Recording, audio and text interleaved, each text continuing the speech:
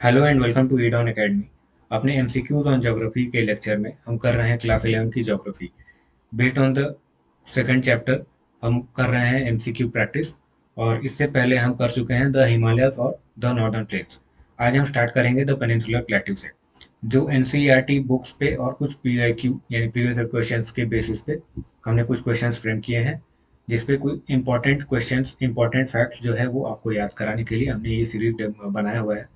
अब इसमें एक-एक करके हम क्वेश्चंस के फॉर्म में इंपॉर्टेंट फैक्ट्स याद करते हुए जाएंगे। स्टार्ट करते हैं द पेनिनसुलर प्लेट्यू से। ठीक है। पेनिनसुला वो रीजन होता है जो 3 साइड से पानी से घिरा होता है, समुद्र से घिरा होता है। तो नीचे का जो पोर्शन है इंडिया का, below the tropic of cancer largely, वो पोर्शन 3 साइड से पानी से घिरा हुआ है। इसमें हम क्वेश्चन देखते हैं। General elevation of peninsular plateau is from. General elevation जो है पेनिनसुलर प्लेट्यू की, वो वेस्ट से ईस्ट की तरफ है। ठीक है, ऑप्शन बी इसमें करेक्ट होगा। जनरल एलिवेशन जो है वो वेस्ट से ईस्ट की तरफ है। एलिवेशन को हम हाइट की तरफ से समझ सकते हैं, जिसकी ज़्यादा हाइट है वो ज़्यादा एलिवेशन पे बोली जाएगी, और जिसकी लोअर एलिवेशन है वो लोअर हाइट पे बोली जाएगी। तो वेस्ट की जो है हाइट जनरली वो ज़्यादा है as compare to the eastern part. तो वेस्ट से होके हुए ईस्ट की तरफ वो स्लोप है पेनिनसुलर प्लेट्यू का। प्लेट्यू जो है वो स्लोप करती है ईस्टवर्ड, और ज़्यादातर रिवर्स भी जो है वो वेस्ट टू ईस्ट फ्लो करती हैं। ठीक है, और बे ऑफ बंगाल में जाके मर्ज करती हैं। अगला क्वेश्चन देखते हैं। Consider the following pairs regarding the extent of peninsular plateau. Peninsular plateau की जो मेजर बाउंड्रीज हैं, जो एक्सटेंट है, वो कौन से हैं? तो दिल्ली रिज जो है इसको हम नॉर्थ वेस्टर्न लिमिट बोल सकते हैं। राजमहल हिल्स जो है वो ईस्टर्न लिमिट बोल सकते हैं। गिर रेंज जो है वो, गिर रेंज गुजरात में है, उसे वेस्टर्न लिमिट बोल सकते हैं। और कार्डमम हिल्स जो है वो सदर्न लिमिट, उसे हम बोल सकते हैं। ये केरला वाले रीजन में। तो इनमें से कौन सा पेयर करेक्टली मैच्ड है? इनमें से चारों ही पेयर करेक्टली मैच किए हुए हैं। ये आपको याद कराने के लिए इस तरीके से गिवन है। ठीक है, पेनिनसुलर प्लेट्यू की जो एक्सटेंट है वो नॉर्थ में दिल्ली रिज तक है। अरावली हिल्स का जो नॉर्दर्न मोस्ट पार्ट है, नॉर्थ वेस्टर्न पार्ट है, वो उसे दिल्ली रिज बोलते हैं। राजमहल हिल्स जो है वो झारखंड के नॉर्थ ईस्टर्न पार्ट में है। गिर रेंज वेस्ट में है, गुजरात में है। और कार्डमम हिल्स जो है वो साउथ में, केरला में है। तो ये सारे पेनिनसुलर प्लेट्यू के एक्सटेंट माने जाएंगे।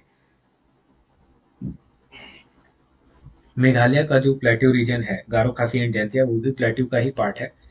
बट चूंकि वो कनेक्टेड नहीं है और कंटिन्यूस पेनिनसुलर प्लेट्यू वाले रेंज कंटिन्यूसली वो जुड़ा हुआ नहीं है पेनिनसुलर प्लेट्यू से, इसीलिए हम उसकी बात यहाँ नहीं करते हैं। ठीक है, अगला क्वेश्चन देखें। पेनिनसुलर प्लेट्यू की कौन सी पार्ट है जो सीस्मिक एक्टिविटीज से प्रोन है? रिकरेंट सीस्मिक एक्टिविटीज जहाँ होती हैं, तो ये भीमा फॉल्ट रीजन वाला एरिया है। भीमा एक जगह है महाराष्ट्र में, भीमा फॉल्ट रीजन है, वहाँ पे सीस्मिक एक्टिविटीज होती रहती है। नेक्स्ट क्वेश्चन देखते हैं। North western part of the peninsular plateau is famous for which relief features. North western plateau यानी कि नॉर्थ वेस्ट की बात अगर हम कर रहे हैं प्लेट्यू में, तो राजस्थान और वेस्टर्न मध्य प्रदेश वाला रीजन हुआ। वेस्ट की बात करें तो महाराष्ट्र एंड कर्नाटका वाला रीजन हम बोल सकते हैं। नॉर्दर्न कर्नाटका एंड महाराष्ट्र वाला रीजन हम वेस्ट बोल सकते हैं। इवन गुजरात को भी वेस्ट बोल सकते हैं। वेस्टर्न मोस्ट तो गुजरात ही है।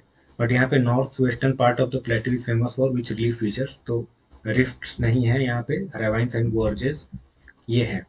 तो रेवाइंस एंड गॉर्जेस के लिए इसे जाना जाता है। चंबल रेवाइंस, चंबल, भिंड, मुरैना, ये रिवर्स जो है रेवाइंस एंड गॉर्जेस के लिए जाना जाता है नॉर्थ वेस्टर्न रीजन को। यहाँ पे चंबल रीजन में, भिंड और मुरैना वाले रीजन में रेवाइंस या बैडलैंड टोपोग्राफी के लिए इसे जाना जाता है। ये एक फोटोग्राफ है उस रीजन का, चंबल रेवाइंस का, बैडलैंड का। ठीक है, अगला क्वेश्चन देखें। Shillong Karbi Anglong plateau is an extension of. Shillong Karbi Anglong जो प्लेट्यू है वो किसकी एक्सटेंशन है? तो वो पेनिनसुलर प्लेट्यू की ही एक्सटेंशन है। ऑप्शन सी करेक्ट है इसमें। शिलोंग मेघालय में है और कार्बी आंगलोंग जो है वो आसाम में है। झारखंड से डिस्कनेक्टेड वो एक पार्ट मेघालय में एक्सटेंड करता है पेनिनसुलर प्लेट्यू का। नॉर्थ ईस्ट में भले ही हो, बट वो हिमालयस का पार्ट नहीं है। शिलोंग कार्बी आंगलोंग प्लेट्यू जो है वो पेनिनसुलर प्लेट्यू का ही पोर्शन है। नेक्स्ट क्वेश्चन देखते हैं, which soil type is dominate in the western and north western part of peninsular plateau. West और नॉर्थ वेस्ट पार्ट में जो है वो ब्लैक सॉइल डोमिनेट करता है। ये वो रीजन है, महाराष्ट्र एंड मालवा वाला रीजन है। इवन गुजरात में भी ब्लैक सॉइल पाया जाता है। इसे ब्लैक कॉटन सॉइल बोलते हैं, जो कि आइडियल फॉर कॉटन कल्टीवेशन है। नेक्स्ट क्वेश्चन देखते हैं, which of the following is not a characteristic physiographic feature of the peninsular plateau. इनमें से कौन से फिजियोग्राफिक फीचर्स जो हैं वो पेनिनसुलर प्लेट्यू में देखने को नहीं मिलेंगे।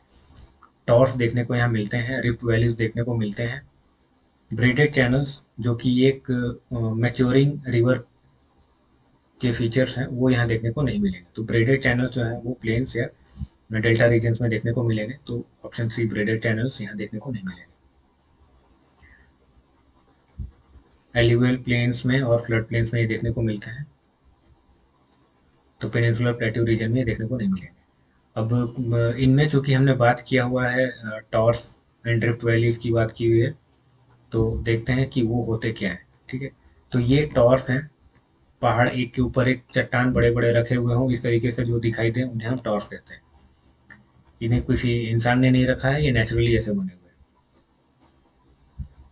ऐसे फीचर्स को हम टॉर्स बोलते हैं। ये झारखंड में एक जगह है, उसकी फोटोग्राफ है। ऐसे सदर्न इंडिया में भी बहुत से ऐसे जगह हैं। आगे हम देखें तो ये होस्ट एंड ग्रेवन या रिफ्ट वैली की एक फोटोग्राफ है। ये this is not in India, but ये जो सेकंड फोटोग्राफ है ये सतपुड़ा रेंजेस की है। जो ऊपर वाला पोर्शन है, ऊपर वाला पोर्शन ये जो है वो होस्ट है, जो ऊपर का रीजन है, और नीचे का जो रीजन है इसे हम वैली बोलेंगे। ये रीजन, नीचे का जो रीजन है वो सबसीड कर गया, और ऊपर का जो रीजन है होस्ट वो अपलिफ्ट हो गया। Horst and graben of Pachmarhi Satpura ranges. ठीक है, और इसके बाद ब्रेडेड चैनल्स में जो रिवर के चैनल्स हैं वो मिलते हैं फिर अलग होते हैं, फिर मिलते हैं फिर अलग होते हैं। ऐसे फीचर्स को हम ब्रेडेड चैनल्स बोलते हैं। ब्रेड्स मतलब जो चोटी होती है, तो उसी तरीके से ये देखने पे दिखाई पड़ती है, उसीलिए इन्हें ब्रेडेड चैनल्स बोलते हैं। अगला क्वेश्चन देखते हैं, on the basis of relief features peninsular plateau is divided into. Peninsular plateau को फर्दर किन ग्रुप्स में डिवाइड किया हुआ है। तो मेजर टू ग्रुप्स हैं, Deccan plateau and central highlands, या फिर ये करेक्ट ऑप्शन इन्हें मार्क करना है। तो डेक्कन प्लेट्यू, सेंट्रल हाईलैंड्स और north eastern plateau. North eastern plateau को कम्प्लीटली अगर ना छोड़े तो हमें इसे भी इंक्लूड करना होगा। डेक्कन प्लेट्यू जो है वो, तो ऑप्शन 3 ग्रुप्स इसमें हम बोल सकते हैं। ठीक है, नॉर्थ साउथ ईस्ट वेस्ट ऐसे तो मेजर डिविजन्स नहीं है। डेक्कन प्लेट्यू है वो महाराष्ट्र वाला रीजन है। सेंट्रल हाईलैंड्स जो eastern part of the Madhya Pradesh, even northern part जो है वो मध्य प्रदेश का, and eastern part till Jharkhand, इसे हम सेंट्रल हाईलैंड्स बोलते हैं। और नॉर्थ ईस्टर्न प्लेट्यू जो है वो मेघालय प्लेट्यू वाला रीजन है, even some parts of Assam. तो ऑप्शन बी इसमें सही है। Deccan plateau, central highlands and north eastern plateau are the major sub divisions of the peninsular plateau. अब फर्दर क्लासिफिकेशन देखें तो Deccan plateau average elevation of the western Ghats, western Ghats की average elevation क्या है, तो ये ऑलमोस्ट 1500 मीटर्स है। ये डिस्कस की हुई है बुक्स में, स्टैंडर्ड बुक्स में, इसीलिए ये फैक्ट्स दिए हुए हैं। वेस्टर्न घाट्स की एवरेज हाइट जो है वो 1500 मीटर्स है, और नॉर्थ से साउथ ये ग्रेजुअली इंक्रीज करती है। जो हाईएस्ट पीक्स हैं वेस्टर्न घाट्स में वो साउथ में पाई जाएंगी। जो हाईएस्ट पीक है वो केरला में है, और जो सेकंड हाईएस्ट पीक है वो तमिलनाडु में, कर्नाटका, तमिलनाडु और केरला वाले ट्राई जंक्शन में वो देखने को मिलता है। तो महाराष्ट्र वाले रीजन के जो पीक्स हैं वो स्लाइटली शॉर्टर है as compare to the southern peaks. ठीक है, which of the following peaks is the second highest peak in the peninsular plateau after Anamudi. तो इसमें दो चीज़ें आपको पता चल गई। अन्नामुडी जो है वो हाईएस्ट पीक है, और जो सेकंड हाईएस्ट पीक है वो डोडा बेटा है। डोडा बेटा नीलगिरी हिल्स में है। डोडा बेटा 2670 मीटर हाई है, और वो नीलगिरी हिल्स में है। ठीक है, और जो फर्स्ट सबसे हाईएस्ट पीक है वो अन्नामुडी हिल्स है, 2695, बहुत ज़्यादा डिफरेंस नहीं है। And this Anamudi peak lies in the junction of Anamalai, Cardamom hills and Palani hills. इन तीनों हिल्स के बीच में टाई जंक्शन वाले रीजन में वो देखने को पाया जाता है। और यहाँ पे एक नेशनल पार्क है इम्पोर्टेंट, एराविकुलम नेशनल पार्क। अब इसमें फैक्ट्स ही डिस्कस कर रहे हैं, वैसे फैक्ट्स भी हमने एक्सट्रैक्ट किए हैं जिनसे क्वेश्चन पूछे जा सकते हैं। तो हाईएस्ट हम देख लिए, हम इसमें कि देख चुके हैं कि अनामुडी है, और सेकंड हाईएस्ट जो है वो डोडा बेटा है। अगर इनकी हाइट याद कर पाओ तो अच्छी बात है। किस रीजन में वो लाई करते हैं ये भी देख सकते हो कि इन तीनों के ट्राई जंक्शन में है। ठीक है, अन्नामलाई हिल्स, कार्डामम हिल्स और पालनी हिल्स, ये तीन माउंटेन रेंजेस हैं वहाँ पे, उनके ट्राई जंक्शन में है अनामुडी पीक। और यहाँ पे एक नेशनल पार्क भी पाया, नेशनल पार्क भी है, एराविकुलम नेशनल पार्क। अब यहाँ पे पेनिनसुलर रेंजेस एंड हिल्स के बारे में थोड़ा डिस्कशन है, तो पॉज करके देख सकते हो कि कहाँ पे मेजर रेंजेस यहाँ पे हैं। ये वाले जो हैं ये सारे ईस्टर्न घाट्स के पार्ट हैं, और ये इधर वेस्ट में ये पोर्शन वेस्टर्न घाट्स के हैं। ये वाला पोर्शन जो है वो सतपुड़ा रेंजेस का पार्ट है, इतना लंबा नहीं। ये वाला पोर्शन ये सतपुड़ा रेंजेस का पार्ट है। ये अरावली है यहाँ पे। ठीक है, एक एक करके इन्हें देख लेना पॉज करके। मेजर याद रखने की चीज़ है, एक चीज़ इसमें मिसिंग है, वो है Vindhya ranges. Vindhya ranges continuously extend करते हैं टिल कैमूर रेंज। उसके नीचे में यहाँ पे सतपुड़ा रेंजेस के पार्ट हैं, गविलगढ़ हिल्स, राजपीपला, ये सब सतपुड़ा के पार्ट हैं। सातमाला, अजंता रेंज, हरिश्चंद्र रेंज, ये सारे। और नीचे अगर आए सदर्न पार्ट में तो बाबा बूडन हिल्स, अन्नामलाई, कार्डामम, ये सब वेस्टर्न घाट्स के ही पार्ट हैं। नीलगिरी एक जंक्शन में पाया जाता है जो कि वेस्टर्न घाट्स वेस्ट में है, और ईस्टर्न घाट्स जो ईस्ट में है उनके जंक्शन में नीलगिरी हिल्स पाया जाता है। इसके साथ साथ ये छोटे मोटे जो हैं इनके नाम याद रख पाओ तो बहुत ही अच्छा है, क्योंकि क्वेश्चन इनसे पूछे जाते हैं। ये ईस्टर्न घाट्स के पार्ट हैं, Varushanad hills, Sirumalai hills, Palani hills. Palani hills not exactly eastern Ghats, ये एक्सटेंशन है इनमें वेस्टर्न घाट्स का ही एक। इसके आगे जो यहाँ से देखते हैं हम, शेवरॉय हिल्स, जावड़ी हिल्स, पालकोंडा, नलमला, वेलिकोंडा, ये सारे रेंजेस ईस्टर्न घाट्स के पार्ट हैं। जब उड़ीसा में आ जाएं तो यहाँ पे एक महेंद्रगिरी देखने को मिलता है, वो भी ईस्टर्न घाट्स का पार्ट है। फिर उसके बाद ये सेंट्रल हाईलैंड्स में एक मैकाल रेंज ये देखने को मिलता है। मैकाल रेंज यहाँ के पास से ही अमरकंटक प्लेट्यू है, टॉप में यहाँ से Narmada and Son rivers originate करती हैं। और दूसरी कुछ इंपॉर्टेंट हिल्स हैं, Garhjat hills and Ramgarh hills. इसके साथ साथ नॉर्थ ईस्ट में कुछ हैं, गारो खासी एंड जयंतिया। गारो खासी एंड जयंतिया ये मेघालय में लाई करते हैं, और झारखंड में एक राजमहल हिल्स है। ये पॉज करके देख लेना, ठीक है। आगे देखते हैं, which rivers have deeply eroded the eastern Ghats. Eastern Ghats को इरोड करने वाली रिवर्स कौन सी हैं जिन्होंने उन्हें डिसकंटिन्यूअस बना दिया है? तो ये सबसे बड़ी रिवर्स यहाँ से फ्लो करने वाली है, Mahanadi, Godavari, Krishna and Kaveri. Questions pause करके प्रैक्टिस भी कर सकते हो, अदरवाइज एज अ फैक्ट याद करते हुए जा सकते हो।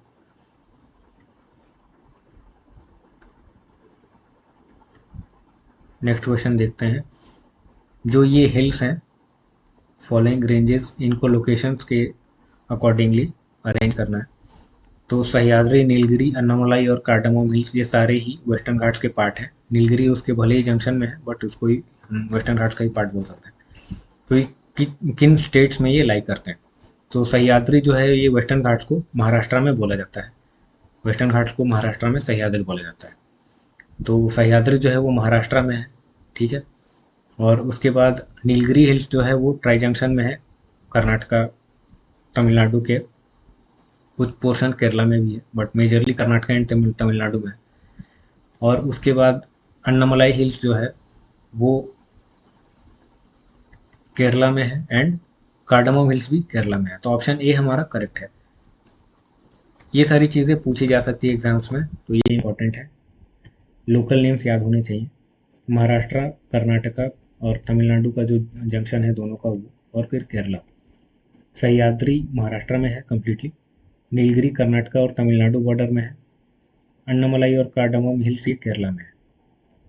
अब ये वेस्टर्न घाट्स के ही अलग अलग जगह पे डिफरेंट नेम्स हैं। Which of the following hill ranges is not a part of the eastern Ghats, not a part of the eastern Ghats, ठीक है। तो जावड़ी हिल्स है ईस्टर्न घाट्स के पार्ट है, Palakonda range and Mahendragiri hills ये ईस्टर्न घाट्स के पार्ट है। मैकाल हिल्स जो है वो ईस्टर्न घाट्स के पार्ट नहीं है। मैकाल हिल्स जो छत्तीसगढ़ एंड मध्य प्रदेश के बॉर्डर में है, अमरकंटक प्लेट्यू वाले रीजन में, वो ईस्टर्न घाट्स का पार्ट नहीं है।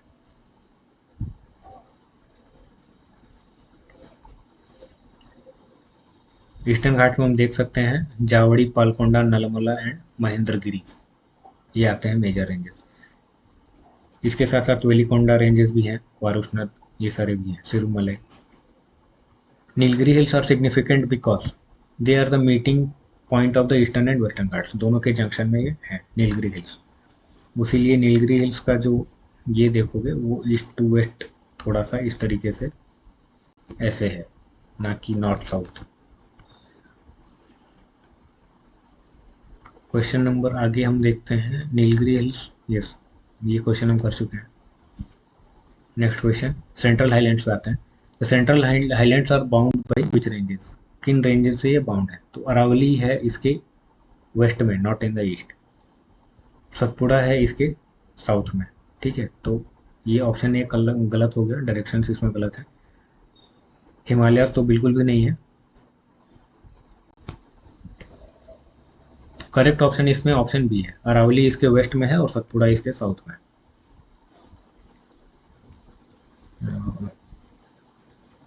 ठीक है, एक मैप है, ओवरऑल इसकी एक्सटेंट देखने को यहाँ पे we can see,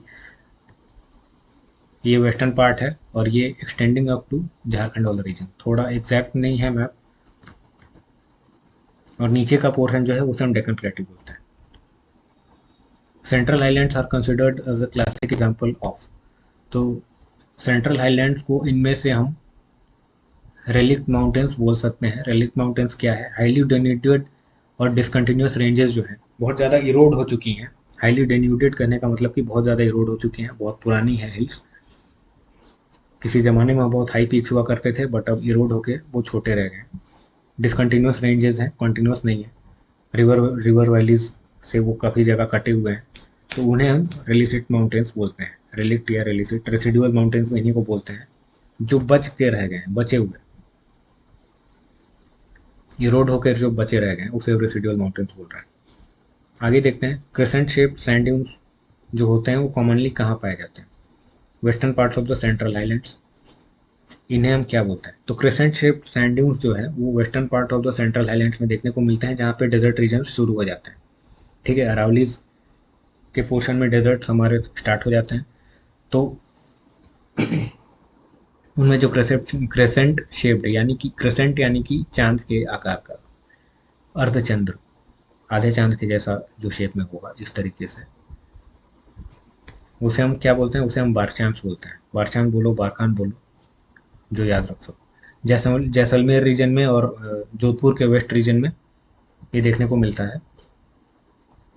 crescent shape sand dunes called barchans, locally known as dhariyan. जो याद रखने में इजी हो उसी नाम से याद कर लो।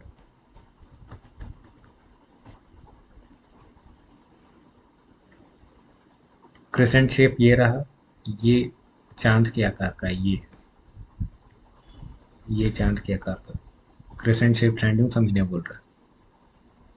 विच type of rocks are characteristics of the central highlands due to metamorphic process? Central highlands में किस टाइप के रॉक्स पाए जाते हैं? तो basalt and granite central highlands में कम देखने को मिलते हैं, वो डेक्कन प्लेट्यू में ज़्यादा देखने को मिलते हैं। सेंट्रल हाईलैंड्स और उसमें भी मोस्टली जो वेस्टर्न एंड नॉर्दर्न पार्ट है वहाँ पे मार्बल, स्लेट और ग्नाइस इस तरीके के मेटामॉर्फिक रॉक्स ज़्यादा देखने को मिलते हैं। तो ऑप्शन इसमें सी करेक्ट है। सेंट्रल हाईलैंड्स जो हैं वो जनरली उनका स्लोप किस डायरेक्शन में है? तो नॉर्थ के प्लेट्यू रीजन में अगर हम रिवर्स के फ्लो की डायरेक्शन देखें उसे हम जनरल स्लोप का आइडिया लग जाएगा। तो कभी भी हमें हमारी अगर बात होगी कि जनरल स्लोप का डायरेक्शन किसी रीजन में, किसी भी रीजन में कहाँ पे है, तो वो हम रिवर के फ्लो के डायरेक्शन से बोल सकते हैं। तो ये हमारा होगा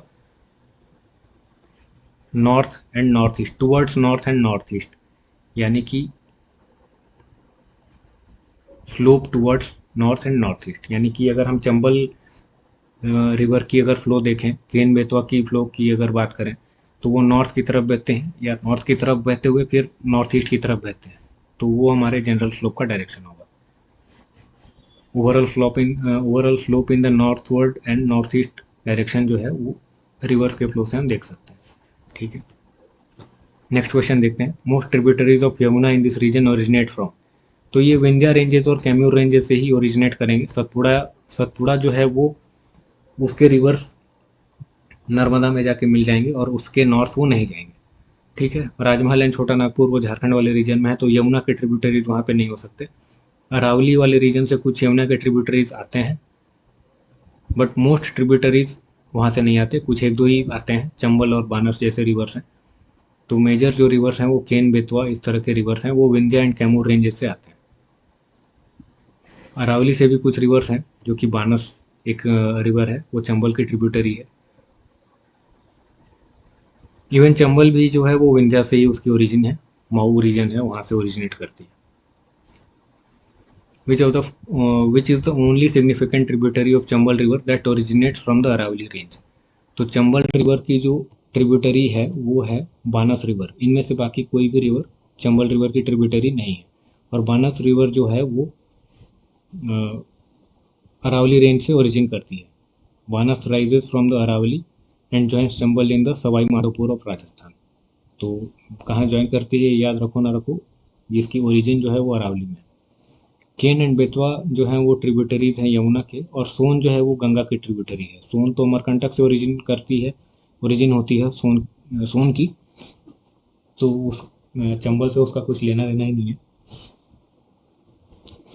इनफैक्ट यमुना से भी कोई लेना देना नहीं है। ठीक है, अगला क्वेश्चन देखते हैं। Rajmahal hills are an extension of the central highland. तो ये स्टेटमेंट करेक्ट है। And to their south lies, Rajmahal hills के साउथ में क्या लाई करता है, तो विंध्यास एंड मालवा प्लेट्यूज। विंध्यास ये एमपी वाले रीजन में लाई करते हैं, तो this is not true. Malwa plateau भी मध्य प्रदेश वाले रीजन में लाई करते हैं। तो छोटा नागपुर प्लेट्यू की बात हो रही है, तो ये करेक्ट है, क्योंकि राजमहल हिल्स जो है वो eastern extension of central highlands है, तो वो झारखंड वाले रीजन की बात कर रहे हैं। तो वहाँ पे छोटा नागपुर प्लेट्यू ही लाई करता है। Southern part of the central highlands is mainly composed of. Southern highlands जो है, सेंट्रल हाईलैंड्स के जो सदर्न पार्ट्स हैं वहाँ पे हमें स्कार्प प्लेट्यूज ज़्यादा देखने को मिलते हैं। फोल्डेड माउंटेन्स जगह जगह पे हैं, बट स्कार्प प्लेट्यूज के लिए उसे ज़्यादा जाना जाता है। वो सतपुड़ा रेंजेस और पचमढ़ी वाले रीजन में वो देखने को मिलता है। लावा प्लेन्स जो है वो बसाल्टिक प्लेट्यू महाराष्ट्र वाले रीजन में देखने को मिलेगा।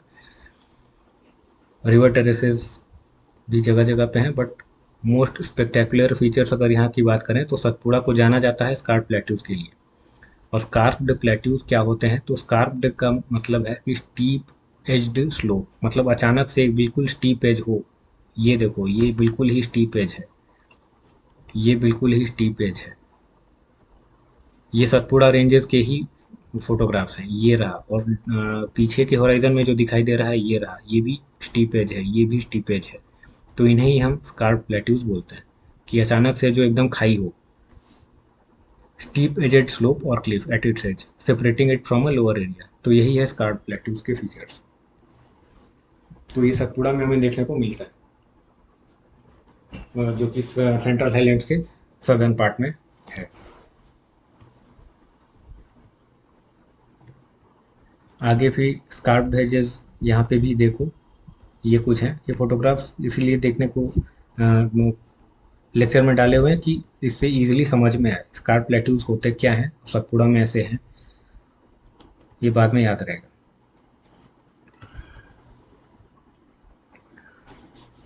अगला क्वेश्चन देखते हैं। Which of the following best describes the nature of the ranges in the central highlands. Nature of ranges जो है सेंट्रल हाईलैंड्स में वो कैसी है, तो कंटिन्यूस तो नहीं है बिल्कुल भी, discontinuous and highly denuded, this is true. Block mountains हैं विथ शार्प एस्कार्पमेंट्स, ये भी कहीं तो सही है, बट सारे रीजन में ये नहीं है, किसी किसी रीजन में है ब्लॉक माउंटेन्स।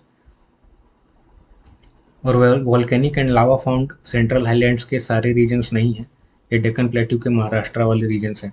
तो मेजरली ऑप्शन बी जो है वो हर जगह करेक्ट होता है। तो डिसकंटिन्यूस रेंजेस हैं और हाईली डेन्यूटेड है।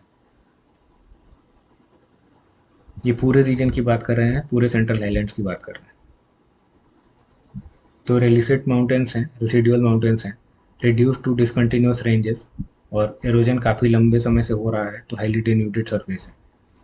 अगला क्वेश्चन देखते हैं। Western most part of the central highlands around Jaisalmer is dominated by, Aravalli के वेस्ट वाला जो रीजन है उसकी बात कर रहे हैं। तो western most part of the central highlands ये डोमिनेटेड है सैंड रिजेज एंड बारचान से। बारचान बोलो, बारखान बोलो, जैसे याद कर लो। सैंड रिजेज एंड बारचान देखने को मिलते हैं। कार्स्ट टोपोग्राफी ये मेघालय वाले रीजन में देखने को मिलती है, लाइमस्टोन की वजह से जो फीचर्स बनते हैं। लावा फ्लोज जो है फिर से वो महाराष्ट्र वाले रीजन की बात हो रही है। लेटराइट सॉइल जो है वो जगह जगह पे वेस्टर्न घाट्स में और ईस्टर्न घाट्स में देखने को मिलते हैं, जहाँ पे बारिश ज़्यादा होती है। तो western most part of the central highlands around Jaisalmer ये एक डेजर्ट रीजन की बात हो रही है। तो यहाँ पे सैंड रिजेज एंड बारचंद की हम बात करेंगे। यहाँ पे डेजर्ट लैंडस्केप देखने को मिलता है, लॉन्गिट्यूडनल रिजेस हैं और क्रिसेंट शेप्ड सैंड ड्यून्स हैं।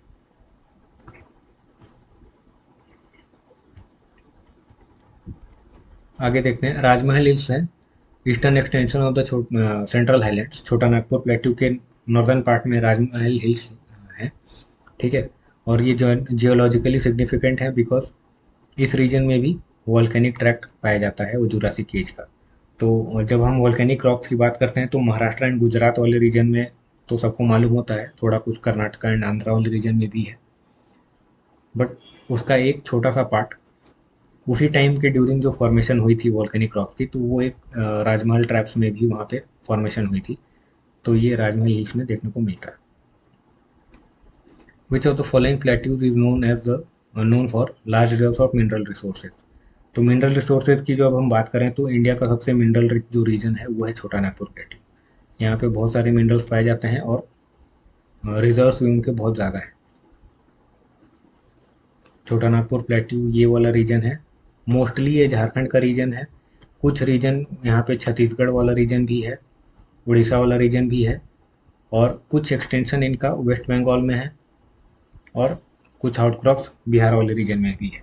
बट मेजरली ये जो झारखंड का है वो रीजन है, प्लस इसमें कुछ छत्तीसगढ़ एंड उड़ीसा वाले रीजन है जो सबसे ज़्यादा मिनरल रिच है। तो कोल, आयरन और माइका और ये सब सारे मिनरल्स यहाँ पाए जाते हैं, मैंगनीज। अब नॉर्थ ईस्टर्न प्लेट्यू की बात करें जो मेघालय वाले रीजन की है और असम वाले रीजन की है, यानी कि शिलोंग प्लेट्यू और कार्बी आंगलोंग प्लेट्यू। तो separation of north eastern plateau from the main peninsular rock ये अकर हुई थी क्यों? This occurred because the Indian plate की मूवमेंट हुई थी यूरेशियन प्लेट से, जो कोलिजन हुई थी उसमें जो टक्कर हुई इंडियन प्लेट की यूरेशियन प्लेट से, उसी में ये जो मालदा फॉल्ट वाला रीजन है या वेस्ट बंगाल का वो रीजन है जो राजमहल हिल्स को मेघालय प्लेट्यू से सेपरेट करता है। तो वो फॉल्ट जो डेवलप हुआ था वो उसी टाइम में डेवलप हुआ था। तो इसका जो करेक्ट आंसर होगा वो north east movement of Indian plate during the Himalayan origin. Himalayan origin के टाइम जो इंडियन प्लेट की मूवमेंट हुई थी नॉर्थवर्ड, उसी के टाइम वो फॉल्ट क्रिएट हुआ था, जो कि मेनलैंड इंडिया से यानी कि पेनिनसुलर प्लेट्यू के बाकी ब्लॉक से, बड़े वाले ब्लॉक से मेघालयन प्लेट्यू को सेपरेट करता है। इंडियन प्लेट की मूवमेंट हुई ड्यूरिंग द हिमालयन ओरिजिन, ठीक है, और this created a huge fault between the Rajmahal hills and the Meghalaya plateau. अभी तक याद हो चुका होगा कि राजमहल हिल्स जो है वो झारखंड का नॉर्थ ईस्टर्न पार्ट है। मैप में अगर देखो तो इनके बीच में बहुत छोटा सा डिफरेंस है, वही रीजन है जो फॉल्ट से सेपरेट हो गया है। ये इंडियन प्लेट की जो कोलिजन दिखाई जा रही है यूरेशियन प्लेट से, और ये हिमालयस की फॉर्मेशन है। कुछ 71 मिलियन ईयर्स अगो वो नॉर्थवर्ड मूवमेंट स्टार्ट हुई और धीरे धीरे जा करके वो टकरा गई यूरेशियन, इसी से हिमालयस की फॉर्मेशन हुई, और जो कोलिजन हुआ उससे कई जगह फॉल्ट बन गए प्लेट्यू में।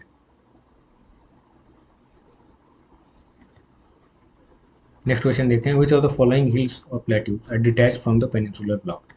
तो ये सारे पोर्शन जो है वो पेनिनसुलर ब्लॉक का ही पार्ट है। मेघालय एंड कार्बी आंगलोंग वाला जो पोर्शन है वो सेपरेटेड है, डिटैच्ड है। ठीक है, तो करेक्ट ऑप्शन होगा इसका ऑप्शन ए। टेक्टोनिक फॉल्टिंग हुई थी during the formation of Himalayas, और उसी की वजह से यहाँ पे फॉल्ट जो है वो सेपरेट करता है मेघालय एंड कार्बी आंगलोंग प्लेट्यू को। मेघालय शिलोंग प्लेट्यू या मेघालय प्लेट्यू बोले वो मेघालय में है, एंड कार्बी आंगलोंग प्लेट्यू जो है वो असम वाले रीजन में। मेघालय प्लेट्यू इज सब डिवाइडेड इनटू, तो ये गारो खासी एंड जैंतिया हिल्स में सब डिवाइडेड है। मिकिर हिल्स जो है वो, दिस मिकिर हिल्स ये आसाम में है। ठीक है, मिकिर रेंगमा रेंज बोलते हैं। गारो खासी एंड जैंतिया हिल्स ये मेघालय प्लेट्यू का पार्ट है। कार्बी आंगलोंग अगेन ये आसाम में है। खासी हिल्स और गारो हिल्स एंड जैंतिया हिल्स ये मेघालय का पार्ट है। छोटा नागपुर झारखंड में। तो गारो खासी एंड जैंतिया हिल्स ये 3 सब डिविजन है मेघालयन प्लेट्यू में। और वेस्ट टू ईस्ट अरेंजमेंट भी इनकी ऐसी ही है। सबसे वेस्ट में गारो है, उसके बाद खासी है बीच में, और जैंतिया हिल्स है। यानी कि मेघालय हिल्स में भी ईस्टवर्ड्स जो सबसे ईस्ट में है वो जैंतिया हिल्स है। चेरापूंजी मौसिनराम वाले जो रीजन्स हैं, जो हाईएस्ट रेनफॉल वाले रीजन है, वो खासी हिल्स में लाई करते हैं। कार्बी आंगलोंग हिल्स ऑफ असम, अगला क्वेश्चन देखें। Karbi Anglong hills of Assam are considered as an extension of the Meghalaya plateau. ठीक है, मेघालय प्लेट्यू का ही एक एक्सटेंशन है जो कि असम में लाई करते हैं। तो जियोलॉजिकली ये लिंक्ड है मेघालयन प्लेट्यू से। तो ये यहाँ पे ज़्यादा जियोलॉजी ही देखने को मिलेगा, क्योंकि हम पेनिनसुलर प्लेट्यू की बात कर रहे हैं। यहाँ पे पत्थर चट्टान इन्हीं की बात ज़्यादा होगी। अब एक इम्पॉर्टेंट चीज़ देखो, क्वेश्चन के फॉर्म में हमने ये डालने की कोशिश की है। गुवाहाटी सिटी जो है, it is located along the foot hills of which major plateau. तो ये शिलोंग प्लेट्यू के फुट हिल्स में लाई करती है। एक साइड में अगर देखें तो गुवाहाटी जो है वो आसाम प्लेन्स में लाई करता है, जो नॉर्दर्न पार्ट है उसका, या तो ब्रह्मपुत्र के पास वाला रीजन है। और एक साइड जो है वहाँ से शिलोंग प्लेट्यू के फुटहिल्स में वो लाई करता है। तो Guwahati is a beautiful city. Correct option इस क्वेश्चन में शिलोंग प्लेट्यू है। एक्सप्लेनेशन देखें इसकी, तो Guwahati lies at the foot hills of Shillong plateau. ठीक है, which is north eastern extension of the peninsular plateau. और इसी का, इस गुवाहाटी सिटी का ही जो नॉर्दर्न पार्ट है वो आसाम प्लेन्स में भी लाई करता है। Cherrapunji in the Meghalayan plateau shows a Rocky surface. ठीक है, चेरापूंजी जो है मेघालयन प्लेट्यू में, वो उसके टॉप में बहुत ही रॉकी सरफेस है और ज़्यादा वेजिटेशन वहाँ नहीं है, divide of permanent vegetation. Even though Cherrapunji में इतनी ज़्यादा बारिश होती है, बट वहाँ पे जो टॉप रॉकी सरफेस है वो काफ़ी डिवाइड है वेजिटेशन से। इसकी क्या रीज़न है? तो इतनी ज़्यादा बारिश होती है, उसकी वजह से सॉइल इरोजन भी काफ़ी ज़्यादा होता है, एक्सट्रीम सॉइल इरोजन है। और ऊपर की सरफेस उसकी काफ़ी रॉकी है। टॉप लेवल पे जो सॉइल है वो इरोड हो चुकी है, और रॉक्स एक्सपोज्ड है वहाँ पे कई जगह पे। तो वहाँ पे पेड़ नहीं आते हैं, छोटे मोटे घास है, और जहाँ वैली रीजन्स हैं वहाँ पे जंगल है।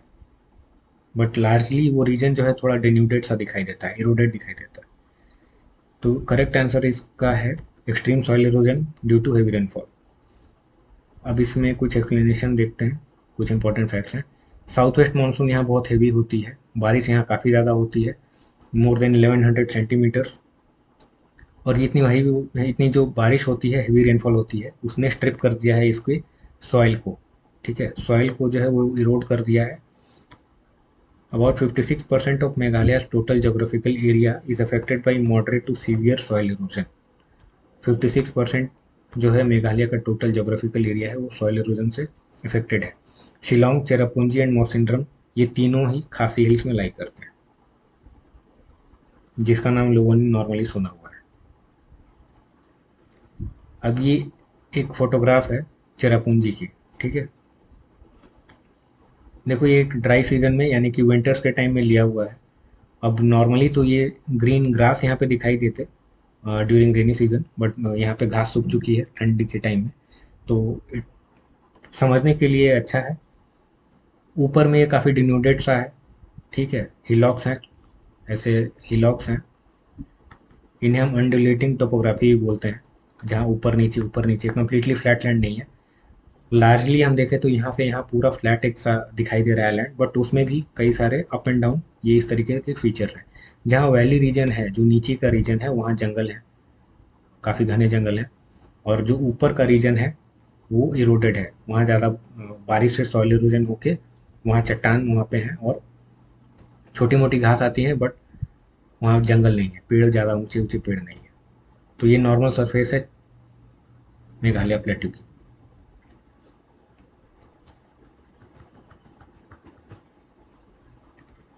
अगला क्वेश्चन देखते हैं। Huge fault between the Rajmahal and Meghalaya plateau was created during, ये अगेन रिपीटेड सा ही है, बट याद हो जाए उसीलिए डाला है। Collision of the Indian and Eurasian plate, ठीक है। हिमालयन फॉर्मेशन के ड्यूरिंग इंडियन प्लेट और यूरेशियन प्लेट की जो कोलिजन हुई थी, उसी में राजमहल हिल्स और मेघालय प्लेट्यू सेपरेट हो गए थे। एक्सप्लेनेशन में भी वही लिखा है। अगला क्वेश्चन देखते हैं। Highly eroded surface of the Meghalayan plateau is primarily due to, ये हैवी रेनफॉल की वजह से हुई थी और हुई है, और साउथ वेस्ट मानसून की वजह से हुई है। तो करेक्ट ऑप्शन इसमें ऑप्शन ए है। ग्लेशियल एक्टिविटी यहाँ नहीं थी। ह्यूमन लेड डिफॉरेस्टेशन भी उतनी बड़ी रीजन यहाँ पे नहीं है, क्योंकि मेघालय में अभी भी बहुत ज़्यादा फॉरेस्ट हैं, बट वो वैली रीजन्स में है। प्लेट्यू के टॉप में जंगल कम है, वैली रीजन्स में जंगल ज़्यादा है।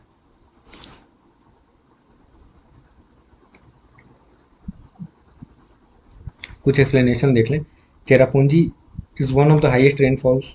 चेरापूंजी जो है वो वर्ल्ड में सबसे ज़्यादा रेनफॉल रिसीव करती है, और ऊपर में यहाँ पे बेयर रॉकी सरफेस है, क्योंकि सॉइल इरोजन काफ़ी ज़्यादा है। सम ग्रासलैंड्स हैं, कुछ घास है यहाँ पे, ग्रासलैंड टाइप का रीजन है। पॉकेट्स ऑफ श्रबरी, छोटे मोटे जंगल हैं। ऊपर की सॉइल बहुत थिन है, यही रीज़न है कि वहाँ पे जंगल नहीं आते। और जो वैली रीजन है वहाँ पे घने जंगल है, dense tropical ever green forest है। वैली रीजन्स है डीप ट्रॉपिकल रेन फॉरेस्ट। ये रहा वैली रीजन, ठीक है। यहाँ पे बहुत ही घने जंगल है, और जो टॉप है वो हमने देखा ऊपर का ये रीजन है, यहाँ पे ज़्यादा जंगल नहीं है, यहाँ ज़्यादा जंगल नहीं है। और दूसरा ये वाला रीजन जो हमने देखा था, ये टॉप में प्लेट्यू के फ्लैट में टॉप में, वहाँ पे ज़्यादा जंगल नहीं है, बट वैली रीजन्स में बहुत ही घने जंगल है।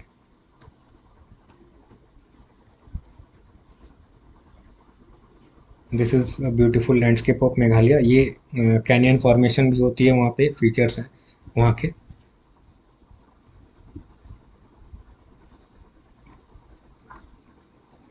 आगे हम डेजर्ट की बात करते हैं, इंडियन डेजर्ट की। तो the great Indian desert lies, great Indian desert जो है अपनी थार डेजर्ट, वो ईस्ट ऑफ द अरावलीज है या वेस्ट ऑफ द अरावलीज है। तो ये लाई करती है वेस्ट ऑफ द अरावलीज, ठीक है। Not C, option B correct है इसमें, वेस्ट ऑफ द अरावलीज में ये लाई करती है।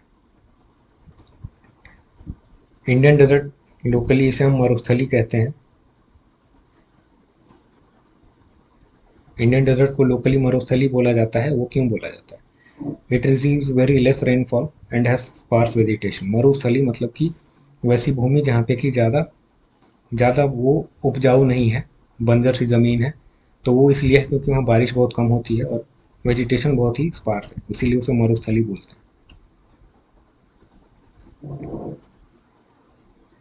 It receives very low rainfall, rainfall तो यहाँ पे 20 सेंटीमीटर से भी कम होती है, और एरिड कंडीशन है, इसीलिए वो ड्राई है, बिल्कुल भी सैंडी है। Evidence that Indian desert was once under sea, ये इंपॉर्टेंट फैक्ट है, याद रखना। इंडियन डेजर्ट एक समय में सी हुआ करता था। इट इज़ प्रोवाइडेड बाई, यहाँ पे ऐसे हमें कुछ एविडेंसेस मिले हैं जिससे पता चलता है कि इंडियन डेजर्ट कभी सी वहाँ पे हुई करती थी। तो ऐसे एविडेंसेस क्या हैं? तो वहाँ पे फॉसिल रिमेन्स मिले हैं। एक जगह है अकाल नाम का, ठीक है, और मरीन डिपॉजिट्स पाए गए हैं जैसलमेर के पास। वैसे जानवर या वैसे फिशेज पाई गई हैं जो सी में होती हैं। तो जैसलमेर में अगर वो पाई गई है, इसका मतलब कि किसी ज़माने में वहाँ पे सी वाटर होगा, ठीक है। और फॉसिल रिमेन्स वैसी पाई गई। इसी से हमें पता चलता है कि इंडियन डेजर्ट किसी समय में सी के अंडर हुआ करती थी।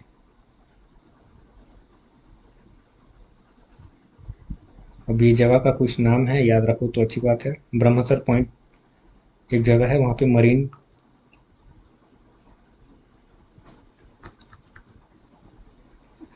एक्सप्लेनेशन इसकी वही है। कुछ वुड फॉसिल्स मिले हैं अकाल रीजन के, वो 180 मिलियन ईयर्स ओल्ड हैं। और मरीन डिपॉजिट कुछ पाए गए हैं, जो कि एक जगह का नाम है ब्रह्मसर पॉइंट, वहाँ पे। एक्सप्लेनेशन उसकी वही है, वुड फॉसिल्स जो हैं वो अकाल में पाए गए हैं, अकाल वो रीजन जहाँ पे ये फॉसिल्स पाए गए हैं, और कुछ मरीन डिपॉजिट्स पाए गए हैं नियर ब्रह्मसर। तो इससे हमें ये पता चलता है कि किसी ज़माने में मेसोजोइक एरा में वहाँ पे सी हुआ करती थी। Next question, which of the following landforms are typical desert features found in the Thar desert? ठीक है, तो कास्ट टोपोग्राफी यहाँ देखने को नहीं मिलते हैं, ये ऑप्शन गलत है। लावा प्लेट्यूज देखने को नहीं मिलते हैं, ड्रमलिन्स देखने को नहीं मिलते हैं, तो सही क्या है? डेजर्ट फीचर्स यहाँ पे मशरूम रॉक्स हैं, शिफ्टिंग सैंड ड्यून्स हैं और ओएसिस हैं। ये टिपिकल डेजर्ट फीचर्स हैं जो कि थार डेजर्ट में देखने को मिलते हैं। तो ऑप्शन बी करेक्ट है, mushroom rocks, shifting sand dunes and oasis. Mushroom rocks ये इस तरीके के होते हैं, मशरूम रॉक्स जो कि नीचे का पोर्शन इनका थिन होता है और ऊपर का पोर्शन बड़ा होता है।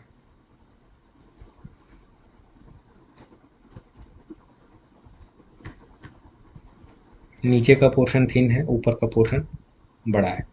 ये इस वजह से होता है कि जो सैंड कर वहाँ पे विंड ब्लो होती है वो अपने साथ सैंड कैरी करती है, और सैंड लोअर हाइट्स में, लोअर रीचेज में सैंड ज़्यादा कैरी करती है, वो उसे ज़्यादा इरोड करते हैं।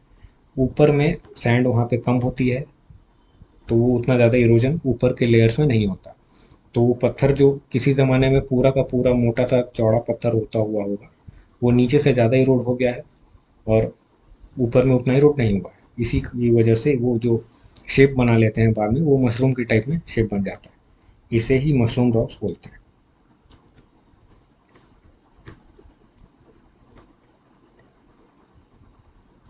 नेक्स्ट क्वेश्चन देखते हैं, which river is only significant river in the desert, Indian desert? Significant river जो है यहाँ पे लूनी है, वो भी बारिश में बहुत कम समय तक फ्लो करती है। एफेमेरल रिवर है, शॉर्ट लिव्ड है। Luni river flows in the southern part of the desert, ठीक है।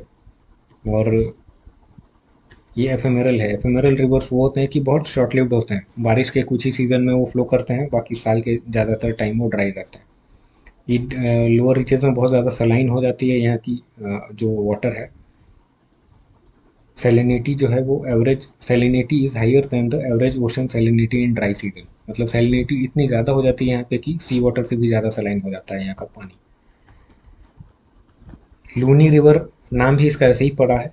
संस्कृत में लवण बोलते हैं, जिससे कि लावणी बनी है, और उसके बाद इसे लोकली लूनी बोला जाता है।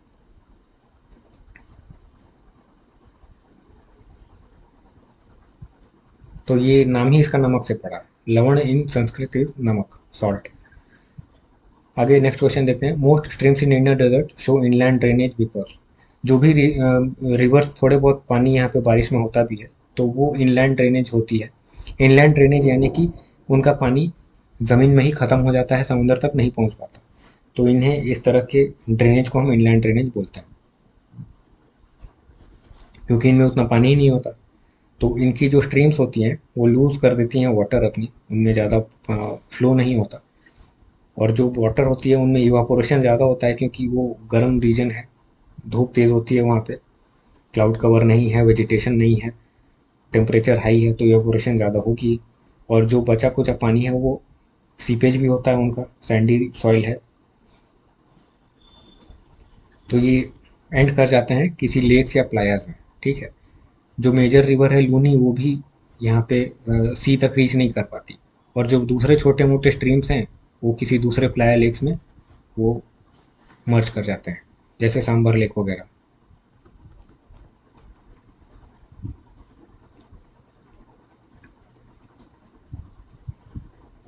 नेक्स्ट क्वेश्चन देखते हैं, with reference to the desert lakes and playas which of the following ecosystem provisions are correctly associated? तो डेजर्ट लेक्स और प्लायर्स में कौन कौन से इकोसिस्टम प्रोविजंस जो हैं करेक्टली एसोसिएटेड हैं, देखते हैं। They act as important stop over site for migratory birds, migratory birds यहाँ पे देखने को मिलते हैं, तो ये करेक्ट है। They contribute to the local ground water recharge, ये भी करेक्ट है। ड्यूरिंग सीजनल फ्लडिंग, बारिश आती है तो वहाँ पे बारिश का पानी ठहरता है, उससे ग्राउंड वाटर रिचार्ज होता है, this is true. Sources of minerals such as salt and gypsum, तो ये भी ट्रू है, सॉल्ट वहाँ से एक्सट्रैक्ट किया जाता है। सांबर लेक से काफ़ी ज़्यादा सॉल्ट एक्सट्रैक्ट किया जाता है, दूसरे रिवर्स हैं डीडवाना लेक, ये सब, उनसे भी सॉल्ट एक्सट्रैक्ट किया जाता है। इसके साथ साथ they sustain permanent aquatic vegetation throughout the year. अब ये ट्रिकी है part, they sustain permanent aquatic vegetation throughout the year. जब थ्रू आउट द ईयर वहाँ बारी पानी ही नहीं है तो वो aquatic vegetation throughout the year कैसे सस्टेन करेंगे? तो ऑप्शन 4 यहाँ पे गलत है। ट्रिकी क्वेश्चन ऐसे ही बनाए जाते हैं कि लगेगा कि ये सही है, और थोड़ा ध्यान देने वाली बात है। परमानेंट बात कर रहे हैं, एक्वेटिक वेजिटेशन की बात कर रहे हैं, और साथ में थ्रू आउट द ईयर भी बोल रहे हैं। हम ये अगर बोलें कि सीजनल फ्लडिंग्स में या फिर रेनी सीजन्स में, मानसून सीजन्स में एक्वेटिक वेजिटेशन वहाँ पाए जाते हैं, तो ये सही होता। किसी न किसी तरीके के वेजिटेशन में भी ज़्यादा सॉल्टी वाटर में भी सर्वाइव करते हैं। बट यहाँ पे तो थ्रू आउट द ईयर लिखा तो वो ऑप्शन रूल आउट हो गया। ठीक है, तो करेक्ट ऑप्शन यहाँ पे ऑप्शन 1, 2 एंड 3 है। एक्सप्लेनेशन देख लेते हैं। एक्सप्लेनेशन इनकी क्या है? डेजर्ट लेक्स जो है स्पेशली राजस्थान के थार डेजर्ट वाले रीजन्स में, उन्हें हम प्लायाज भी बोलते हैं। ठीक है, वो शैलो हैं, ज़्यादा डेप्थ उनमें नहीं होती है। एफेमेरल होते हैं, शॉर्ट सीजन्स में यानी मानसून सीजन्स में, जो छोटे शॉर्ट रेनी सीजन्स होते हैं उनमें वो लेक्स दिखने को मिलते हैं। कुछ लेक्स होते हैं जो ज़्यादा दिनों तक सर्वाइव करते हैं, बाकियों में पानी सूख जाता है। तो ये एफेमेरल है, शॉर्ट लिव्ड है। और ये प्रोवाइड करते हैं हैबिटेट्स फॉर माइग्रेटरी बर्ड्स। जो माइग्रेटरी बर्ड्स आते हैं उनके लिए हैबिटेट प्रोवाइड करते हैं। सांबर लेक, ये सब रामसर साइट्स भी हैं। ठीक है, रिचार्ज होता है ग्राउंड वाटर इनसे। जब भी यहाँ बारिश होती है, बारिश का पानी यहाँ ठहरता है, उससे ग्राउंड वाटर रिचार्ज होता है। तो ये सारे ऑप्शन सही हैं। और मिनरल्स तो यहाँ पाए जाते हैं, such as salt and gypsum, हम देख चुके हैं। इसके साथ साथ they do not sustain permanent aquatic vegetation. Permanent aquatic vegetation ये नहीं सस्टेन करते क्योंकि सीजनल ड्राइनेस है, बारिश का पानी वहाँ ठहरता नहीं है। बारिश के सीजन में तो पानी वहाँ ठहरता है, बट गर्मियों में वहाँ पानी नहीं रहता। बारिश में तो वहाँ पे पानी होता है, बट गर्मियों में पानी नहीं होता। और इसके साथ साथ सैलिनिटी भी उनकी हाई है, तो बहुत ज़्यादा रिच वैरायटी ऑफ वेजिटेशन वो सस्टेन ऐसे भी नहीं कर सकते। ठीक है, तो ऑप्शन 4 उसलिए गलत होता है। अगला क्वेश्चन देखते हैं। Based on slope orientation the Indian desert can be divided in to.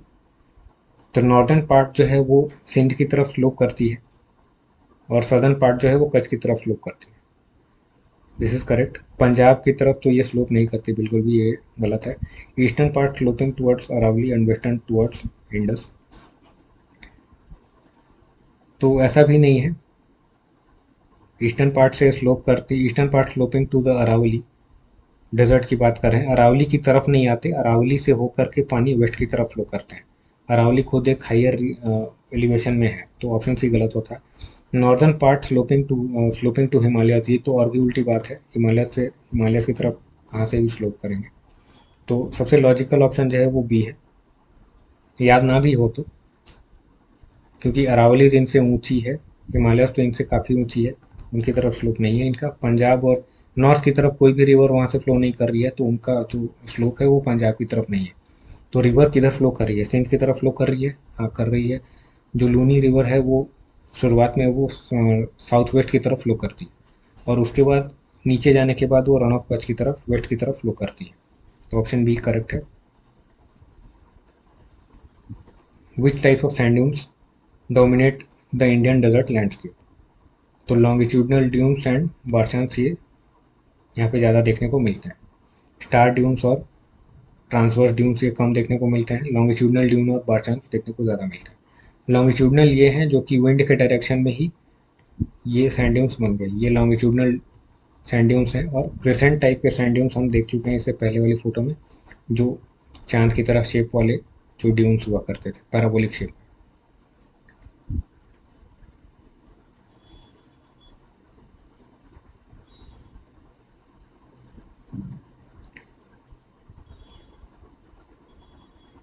आगे अगर हम देखें तो which climate conditions best describe the Indian desert? तो सेमी एरिड नहीं है, कंप्लीटली एरिड है। ठीक है, एरिड यानी कि लेस देन 25 सेंटीमीटर या 250 रेनफॉल जहाँ पे एनुअली हो, उसे हम एरिड कंडीशंस बोलेंगे। तो इंडियन डेजर्ट की जो कंडीशंस है वो कम्प्लीटली एरिड है। रेनफॉल यहाँ काफ़ी छोटी है, स्कैंट वेजिटेशन है, बहुत ही स्पार्स वेजिटेशन, कहीं पे कुछ घास झाड़ दिख गया तो बहुत है। अगला question, which of the following is an example of ephemeral rivers in the desert. तो ये एफेमेरल हम अभी देख चुके हैं कि जो शॉर्ट लिव्ड होती है, रेनी सीजन के छोटे से टाइम में ही वो फ्लो करती है, बाकी मोस्ट ऑफ द ईयर वो ड्राई रहती है। तो ये है लूनी और उसकी ट्रिब्यूटरीज। इसके अलावा गंगा एंड यमुना तो ये पेरेनियल रिवर्स है। घग्गर भी ड्राई है, बट सतलज ये करेक्ट नहीं है क्योंकि ये डेजर्ट रिवर्स नहीं है। सतलज इज हिमालयन रिवर, तो ये ऑप्शन गलत होता है। चंबल और बानस की अगर हम बात करें तो ये सारे रिवर्स भी उतने ज़्यादा एफेमेरल नहीं है। ये सीजनल जरूर है, साल के कुछ सीजन्स वे ड्राई रहते होंगे, बट फिर भी कुछ ना कुछ तो फ्लो रहता होगा। लूनी जो रिवर है वो कम्प्लीटली ड्राई हो जाती है। अगला क्वेश्चन देखते हैं, एक असर्शन रीजन टाइप क्वेश्चन है। तो ये many streams in the Indian desert disappear after flowing for some distance. तो ये ट्रू है। They end in inland lakes playas due to high evaporation and low rainfall. तो ये भी इसका करेक्ट एक्सप्लेनेशन है। बोथ ए एंड आर, मतलब assertion और रीजन दोनों ही ट्रू है, और जो रीजन है वो करेक्ट है। ज़्यादा लंबी इनकी फ्लो इसलिए नहीं होती कि छोटे मोटे रिवर्स हैं, उनमें ज़्यादा फ्लो ऐसे भी नहीं होता, और कहीं पे उन्हें थोड़ा लो लैंड डिप्रेशन ऐसा रीजन मिल गया तो वहाँ पे वो अपना पानी डंप कर देते हैं, और उसके आगे वो बह नहीं पाते क्योंकि उतना ज़्यादा फ्लो ही नहीं है उनके पास कि उस लेक्स के आगे वो और फ्लो कर पाए। अगर सपोज जैसे झेलम है, उनसे वोलार लेक में पानी जाता है, तो वहाँ पे डिप्रेशन होगा तभी वहाँ पे लेक की फॉर्मेशन हुई है। बट झेलम में पानी इतना है कि वो उस लेक को कम्प्लीटली फिल करते हुए उसके ऊपर से आगे कंप्लीट कंटिन्यूसली वो फ्लो करते रहते हैं। अगर सेम कंडीशन यहाँ के रिवर्स में होती, या जैसे इंडियन डेजर्ट की रिवर्स में अगर इतना पानी होता, लेट से लूनी रिवर में इतनी ज़्यादा फ्लो होती, तो जहाँ पे अगर लूनी रिवर की बात कर लें या दूसरे स्मॉल स्ट्रीम्स की भी बात कर लें, तो वहाँ पे अगर इतना पानी होता तो वो लेक्स को फिल करते हुए वहाँ से कंटिन्यूस अपने आगे फ्लो कंटिन्यू रखते। तो यहाँ पे इतनी पानी है नहीं लोगों, मतलब रिवर्स के पास, तो इसीलिए वो उनका फ्लो उन्हीं लेक्स में ख़त्म हो जाता है। इनलैंड ड्रेनेज यहाँ पे देखने को मिलता है क्योंकि वाटर इवापोरेट कर जाता है before reaching the sea, evaporate भी कर जाता है और उनमें पानी भी होता नहीं। अगला क्वेश्चन देखते हैं, which of the following pairs is correctly matched. तो मशरूम रॉक्स रॉक्स जो हैं वो विंड एरोजन से फॉर्म करते हैं, तो ये ट्रू है। बारशांस जो है वेव एक्शन से फॉर्म करते हैं, तो ट्रू है। बट बारशांस वेव एक्शन के साथ साथ विंड एक्शन से भी फॉर्म करते हैं, तो विंड का ज़्यादा रोल होता है बारशांस के फॉर्मेशन में, तो इसे अभी होल्ड में रखो। ओएसिस जो है वो ग्राउंड वाटर की इमरजेंस है, तो दिस इज ट्रू। और प्लायर्स जो है वो उनसे सॉल्ट एक्सट्रैक्शन किया जाता है, तो ये भी ट्रू है। प्लायर्स बोलो या डिप्रेशन लेक्स बोलो या डिफ्लेटेड बेसिन्स बोलो, टेक्निकल टर्म्स हैं फॉर द सेम थिंग। तो ऑप्शंस अगर देखें तो ऑल फोर भी है और 1, 3 एंड 4 भी है। करेक्ट ऑप्शन इसमें ये ज़्यादा सही लग रहा है क्योंकि बाई चांस सिर्फ वेव एक्शन से।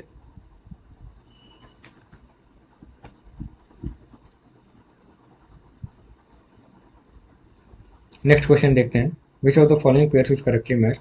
तो मशरूम रॉक्स जो है वो विंड एरोजन से फॉर्म करते हैं, दिस इज ट्रू। बारशांस जो है वो वेव एक्शन से फॉर्म नहीं करते, वेव एक्शन यानी सी वेव्स की बात कर रहे हैं, जो सी क्लिफ्स एंड आर्चेस जो फॉर्म करते हैं, जो लैंड लैंडफॉर्म्स जो है वो सी वेव्स के फॉर्मेशन में वो बारशांस उसमें नहीं आते। बारशांस जो है वो वेव एक्शन से फॉर्म नहीं करते, वो उसे आर्चेज और सी क्लिफ्स और दूसरे लैंडफॉर्म्स फॉर्म करते हैं। डेजर्ट फीचर्स हैं बारशांस, ये विंड एक्शन से ही फॉर्म करते हैं। तो ऑप्शन बी, ऑप्शन यानी कि सेकंड वाला जो स्टेटमेंट है वो गलत हो गया। ओएसिस है वो ग्राउंड वाटर के इमरजेंस से फॉर्म करता है, दिस इज ट्रू। और प्लायास बोले या सॉल्ट लेक्स, प्लायास बोले या फिर डिफ्लेटेड बेसिन्स बोले या डिप्रेशंस बोले, सब टेक्निकल टर्म्स हैं सेम चीज़ के लिए, उनसे सॉल्ट एक्सट्रैक्ट किया जाता है, तो ये भी ट्रू है। तो ऑप्शन टू गलत है, जहाँ जहाँ टू है उसे कट कर सकते हैं, तो बच गया हमारा ऑप्शन बी, 1, 3 एंड 4। बारशांस जो है वो वेव एक्शन से फॉर्म नहीं करते, ठीक है। ज़्यादा डिटेल में ये जियोमॉर्फोलॉजी वाले पार्ट में देखने को मिलेगा। आगे वेस्टर्न कोस्टल प्लेन्स और इसके आगे का पोर्शन हम नेक्स्ट लेक्चर में करेंगे।